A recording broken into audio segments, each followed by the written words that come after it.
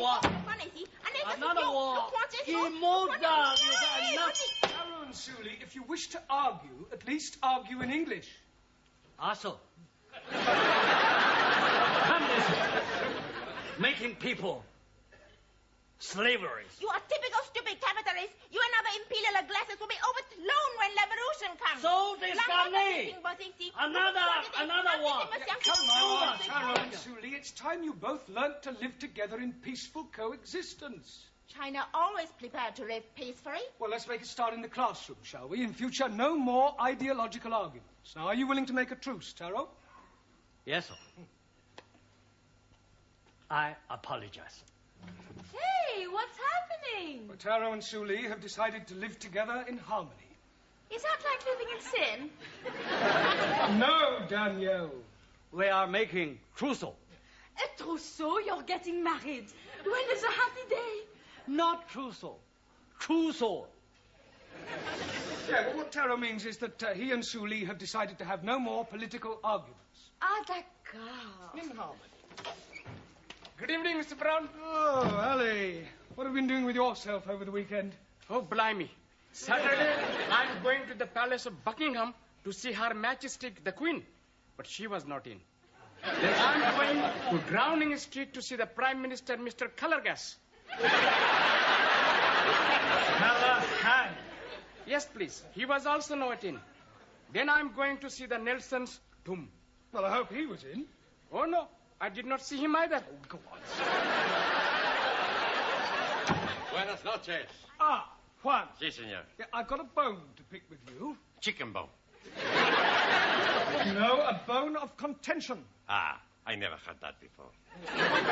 Last week, I asked you to write out a verb is a word that denotes an action or state 20 times. Ah, write it, hombre, look.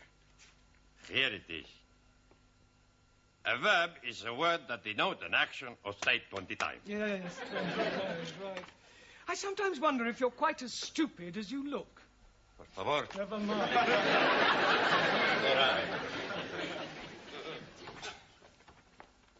Guten Abend. Good night. No, Zoltan, good evening. Good evening. She teach me plenty much. Oh. Did you have a nice weekend, Anna? Yeah, I enjoyed myself with the fairies.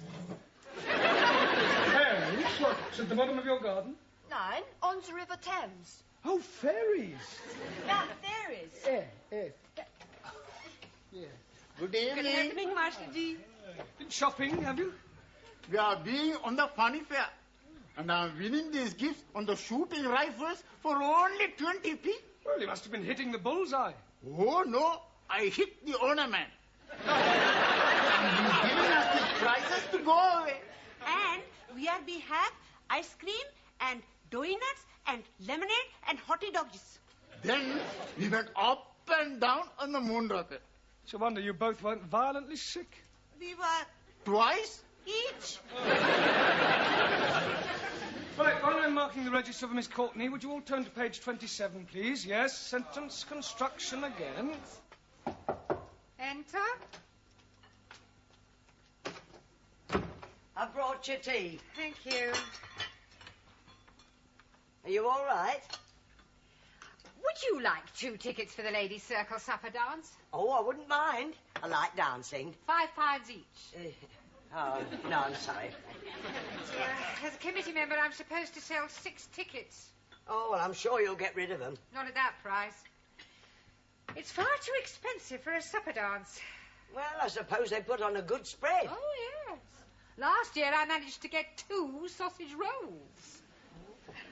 Who else do you know fool enough to buy sausage rolls at £2.50 a time? Oh. Ah, Mr. Brown, come in. We were just talking about you. That will be all. Thank you, Gladys. Yes, all right, Miss Courtney. Good luck. What did she mean, good luck? Nothing at all. Now, Mr. Brown, do sit down.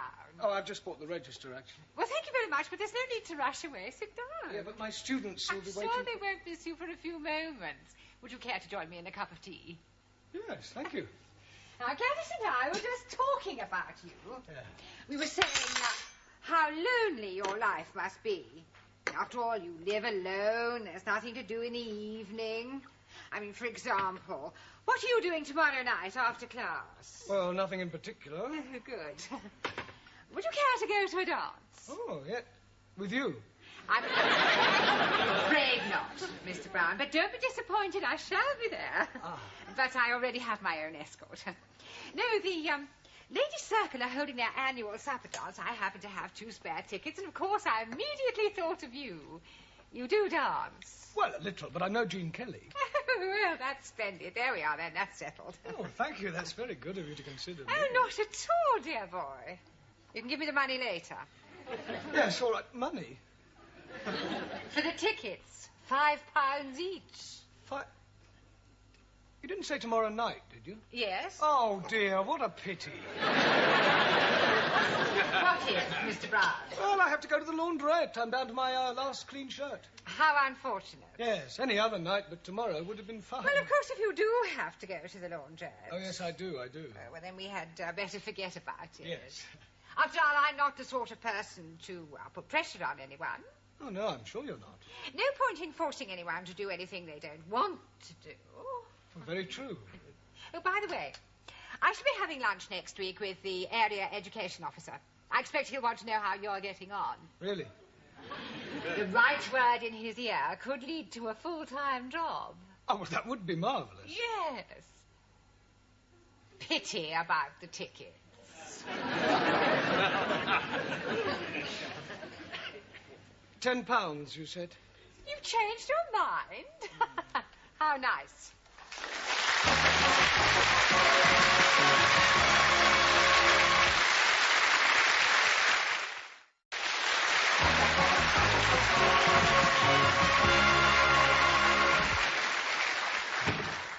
Sorry. Right, now pay attention. Tonight we are going to play a little game. Pontoons?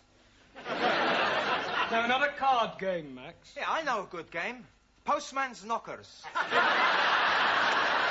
we're not playing those sort of games either, Giovanni. No, this is a verbal exercise to help you to improve your English and test your imagination.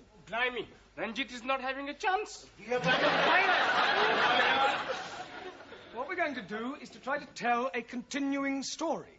That is to say, we could, for example, start with, once upon a time, there was a man called Arthur, and he was a bus driver. And then the next person would add something more about Arthur and the things he did, and so on. You'll soon pick it up once we get started. We'll start with you, Juan. I don't know this man, Arthur.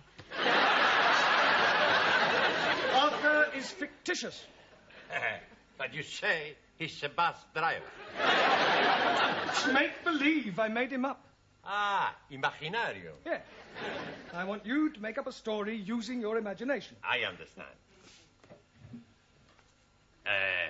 Once upon a time, there was a man called Nickel Ass. That's not quite right. No? Once upon a time, there was a woman called Nickel Ass. It's pronounced Nicholas.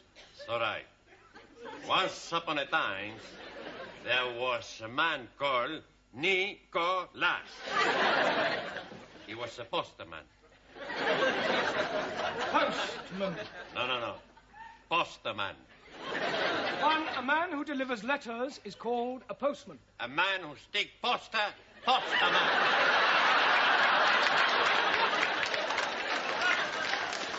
Ha! Bill sticker. No, his name, Nicholas. All right. Right, it's your turn, Ingrid. Tell us more about this Nicholas who is sticking up posters. One man, he's up his ladder when he sees a widow. What is a widow doing up his ladder? Widow is in the opposite house. There are 4 widows, 2 upstairs widows, 1 downstairs widow, and a French widow. You mean windows? Oh, sorry. The man is house robbing. Good. Right, your turn, Zoltan. Please? Yes. Continue the story. But shall not?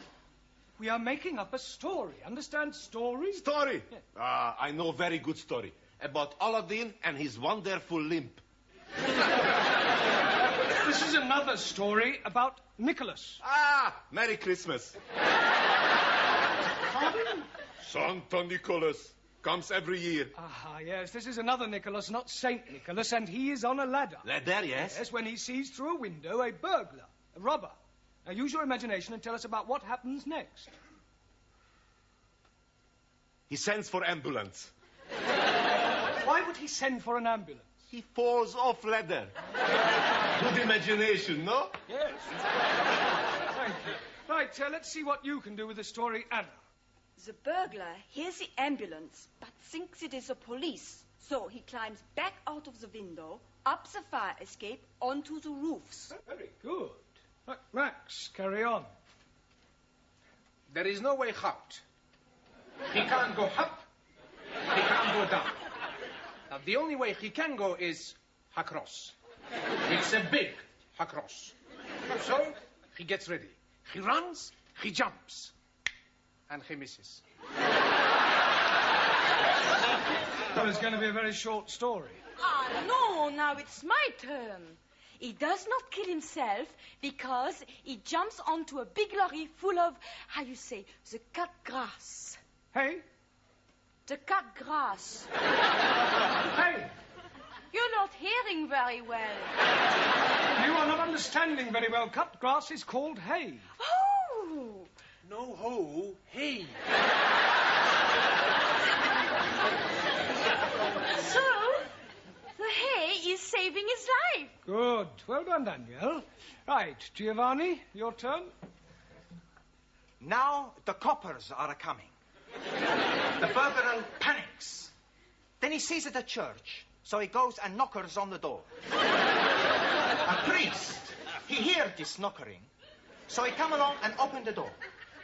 The burglar, he say, Father, I'm in a big trouble. So the priest say, come into the church, my son, and I give you sanctuary. Okay, says the burglar, and sanctuary much.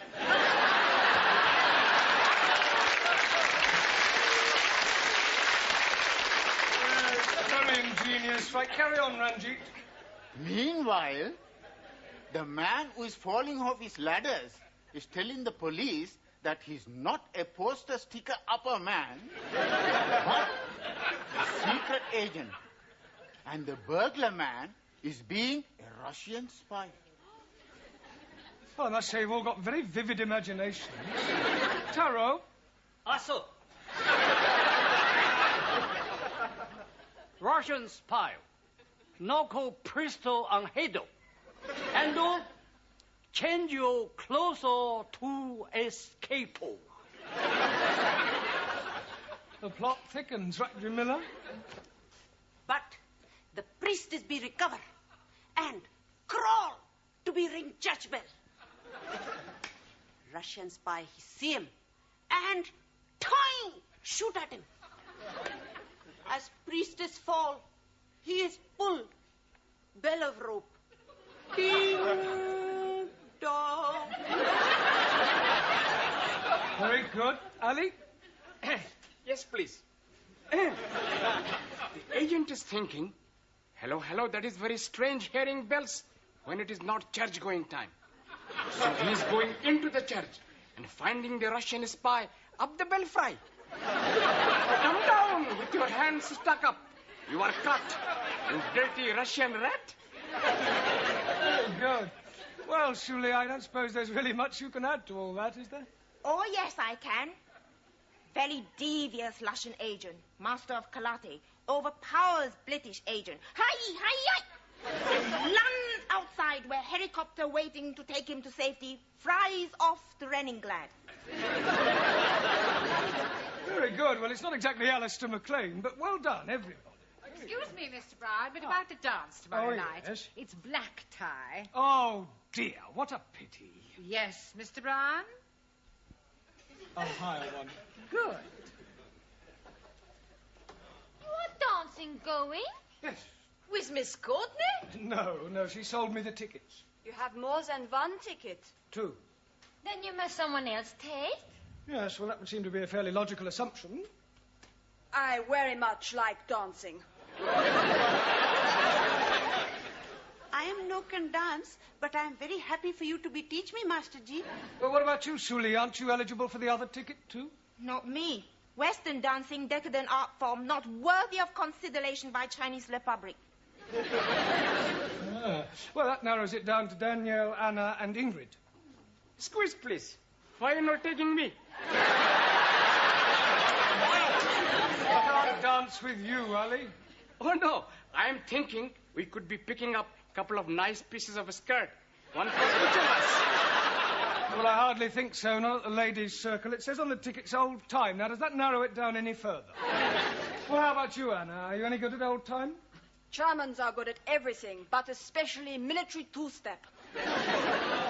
Oh, please, me take to dance. He much prefer to take me. Don't you, Monsieur Brown? Mr. Brown must decide for himself. There is nothing to decide, Anna. Actually, I think you should decide amongst yourselves. Otherwise, it might look as if I'm guilty of favoritism. Now, it's almost tea time, so I suggest you go up to the canteen and decide amongst yourselves which one of you girls is coming to the dance with me tomorrow. All right? Okay?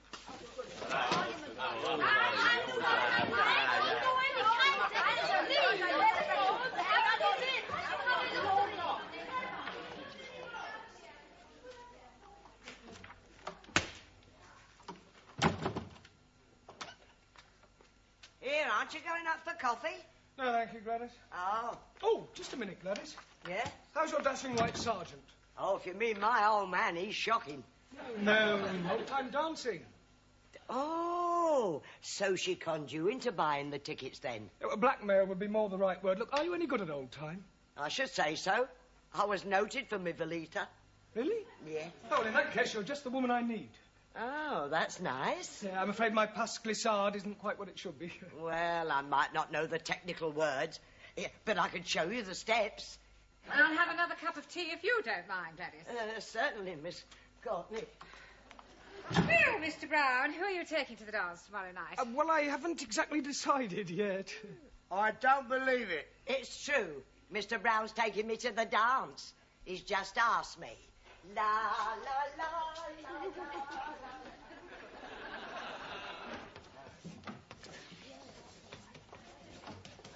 Right, come along, everyone. Places, please. Well, let's ask Mr. Brown. I do not understand you, Monsieur Brown. Me neither is well. Perhaps he has a mother complex. What are you all talking about? Your choice of partners for the dance. Well, I haven't chosen a partner for the dance. I thought you were deciding it amongst yourselves. We did. Anna the winner was. Ah. Until Gladys told us you have asked her. Gladys? I haven't asked Gladys. That is what she's telling everybody. Oh, that's ridiculous. There's obviously been some misunderstanding. I'm definitely taking you to the dance tomorrow night, Anna. All right? Don't worry, I'll sort it out with Gladys. I'll have a word with her now. Gladys, just the person I want. Yes, Mr. Brown? Yeah, it's about the dance tomorrow night. Oh, I know what you're going to say. You do? Yes, but not to worry, you won't mind. Who won't mind? My old man Wally. He's not a bit jealous. Now, listen, Gladys, I've got something to say to you. Yes, and I've got something to say to you. Yeah, well, I'll come straight to the point. This is the most wonderful thing that's happened to me in 40 years. And I shall never forget tomorrow night as long as I live. Oh, I'm sorry. What were you saying? Nothing. It doesn't matter. Oh.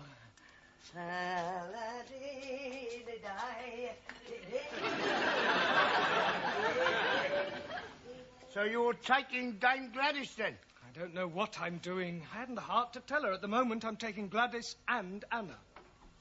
Ah, Mr. Brown, have you decided yet who you're taking to the dance tomorrow night? Not exactly. That's good, because Dr. Wilson has just telephoned he's unable to come. Oh, sorry, I don't understand. Well, he was to have been my partner. Now you can have that honour, Mr. Brown.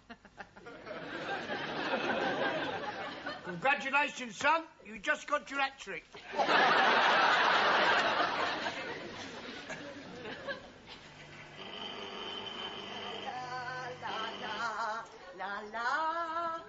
Blimey, Lillian Gish. Here, don't you be so cheeky.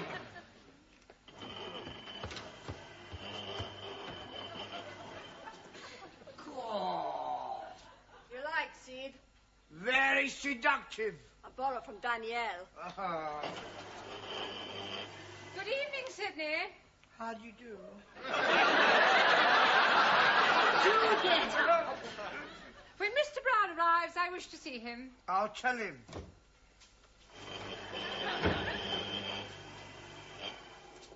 You're done up like a dog's dinner. Yes. They're all here, the three of them. I've seen them. They've arrived. I wouldn't like to be in your shoes when they find out. Yes, well, with a bit of luck, they won't find out. All right, what's all this you made of? You'll see.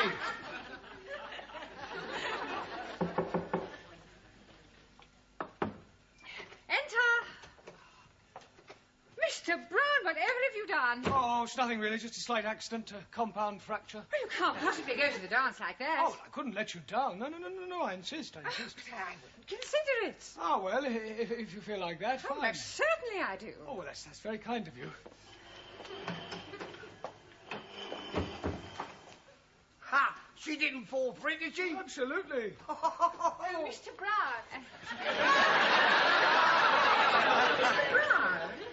A compound fracture, I think you said. Yes. Well, it seems more like a movable fracture to me. Pardon? Well, a moment ago it was in the other leg. Oh, all right. How do you like... What's the matter? Why are you dressed like that, Miss Schmidt? Mr. Brown is taking me to the dance. Oh, no, he's not. He's taking me. Mr. Brown? Look, calm down, everybody. I'm sure there's a perfectly simple solution which will keep everybody's honour satisfied.